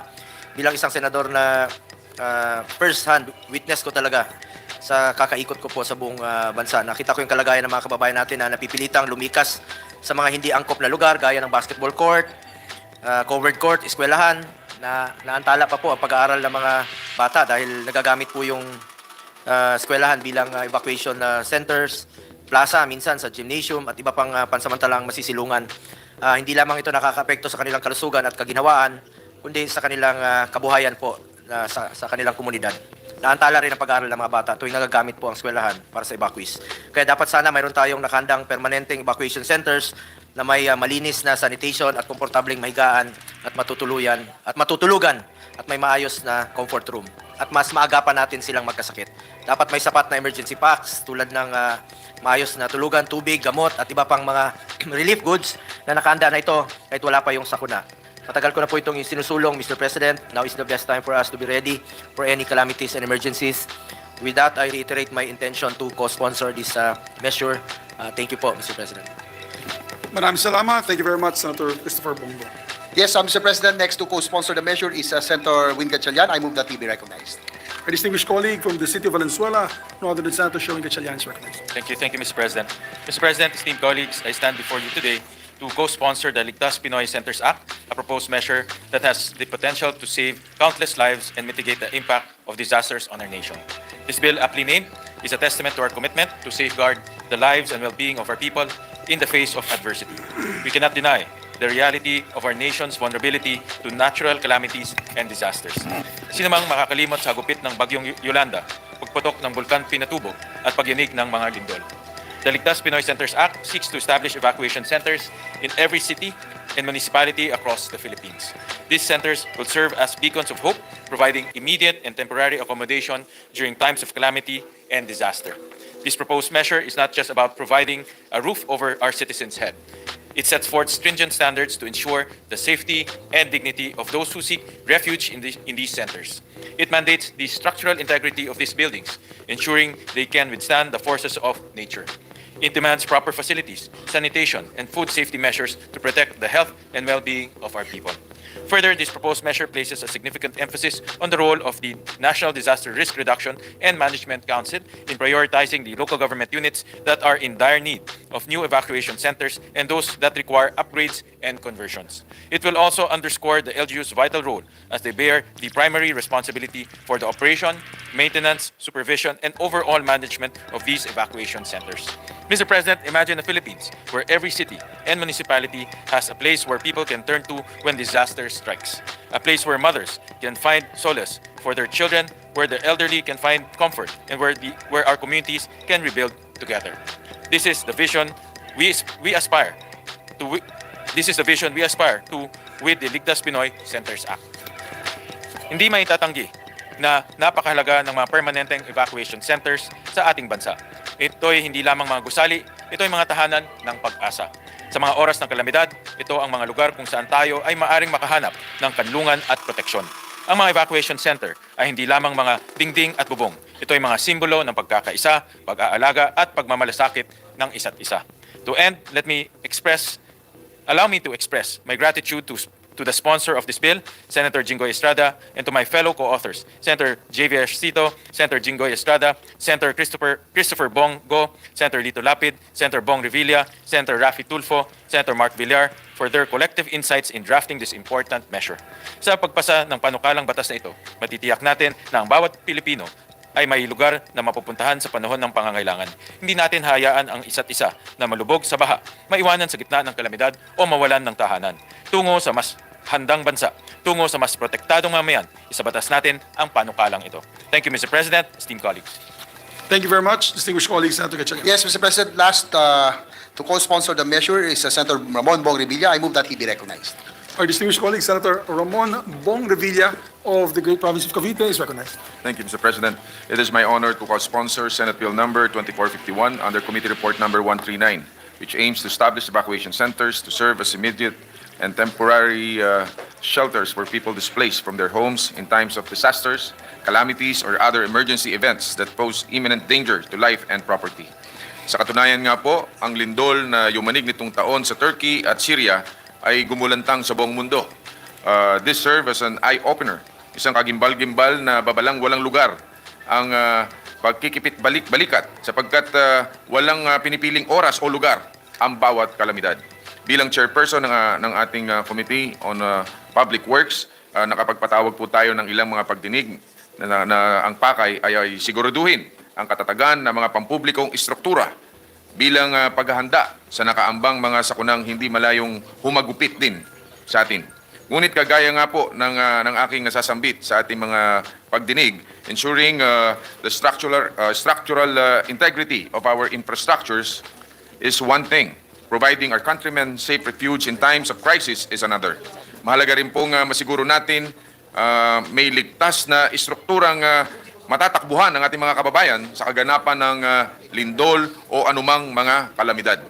Kaya naman buo po ang ating suporta sa panukalang naglalayong magkaroon ng evacuation centers sa mga lungsod, munisipalidad sa ating bansa na handang kumandili sa ating mamamayang napilitan lisanin ng kanilang mga tahanan dulot ng mga kalamidad. We commend the good chairperson of the Committee on National Defense and Security, Peace, Unification, and Reconciliation, my very good friend, Senator Jinggoy Estrada, for taking action on this much-needed proposed measures. At sinasalamin po nito ang nagkakaisa nating adikaing bigyan ng kanlungan ang ating mga kababayan, lalo na sa panahon ng mga sakuna. Batid natin na hindi lamang takot ang nadarama ng mga kababayan natin sa tuwing yayanigin tayo ng mga kalamidad. Ngunit may pangambaring iniisip kung saan tatakbo upang makaligtas. At ito nga po mismo ang layunin ng panukalang ito. Huwag na po nating antayin pang mauna po tayo ng hagupitin ng mga bagyo, lindol, at iba pang mga natural disasters na alam naman nating taon-taon ng bumubulabog sa kaligtasan ng ating mga mamamayan. Let's be one step ahead so that we are able to save more lives. Maraming salamat po, Ginoong Pangulo. Maraming salamat, Senator Revilla. Thank you, Mr. President. I move that we suspend consideration of Senate Bill number 2451 under Committee Report number 139. There being no objection to the motion, motion is approved. Yes, Mr. President, some administrative matters. Mr. President, with the consent of the body, I move to transfer the committee referral of Senate Bill number 2213. This is the Las Piñas City Regular LTO District from the Committee on Rules to the Committees on Public Services and Finance. So move, Mr. President. There being no objection, motion is approved.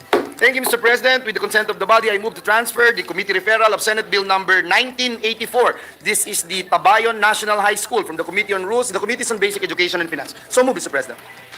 There being no objection, motion is approved. Mr. President, with the consent of the body, I move to transfer the committee referral of Senate Bill number 2162. This is mandating the full rehabilitation, upgrading, and maintenance of Roman Superhighway Province of Bataan from the Committee on Rules to the Committees on Public Works, Environment, Natural Resources, and Climate Change and Finance. I so move, Mr. President. There being no objection, motion is approved. Mr. President, with the consent of the body, I move to transfer the committee referral of Senate Bill number 1622, upgrading the Bangi District Hospital in the province of Ilocos Norte from the Committee on Rules to the Committees on Health and Demography and Finance. I so move, Mr. President. There being no objection, motion is approved. Mr. President, with the consent of the body, I move to transfer the secondary committee referral of Senate Bill number 2462, an act providing the Muslim Filipinos better access to Sharia courts, amending for the purpose Republic Act number 9997, otherwise known as the National Commission on Muslim Filipinos Act of 2009, from the Committee on Civil Service, Government Reorganization and Professional Regulation to the Committee on Justice and Human Rights and Finance. So move, Mr. President. Therefore, it And would retain, be Mr. President, the primary committee. which is the Committee on Cultural Communities and Muslim Affairs. Yes, Mr. President. There being no So- objection, motion is approved. Thank you, Mr. President. Mr. President, pursuant to Section 18 of the Rules of the Senate and upon the instruction of the Chairperson of the Senate Committee on Higher Technical and Vocational Education, Senator Francis Chis Escudero, may I manifest the creation of a subcommittee to hear Senate Bill number 363 or the Enterprise-Based Education and Training to Employment Act. With this representation as chairperson. I so manifest, Mr. President. The manifestation is noted. Thank you, Mr. President. Mr. President, at this juncture and with the consent of the body, I move for the Senate President's designation of additional 3 Senate conferees to the Bicameral Conference Committee on the Disagreeing Provisions of Senate Bill number 2001 and House Bill number 6510, entitled New Philippine Passport Act. I so move, Mr. President. There being no objection, motion is approved, and we are the following are designated members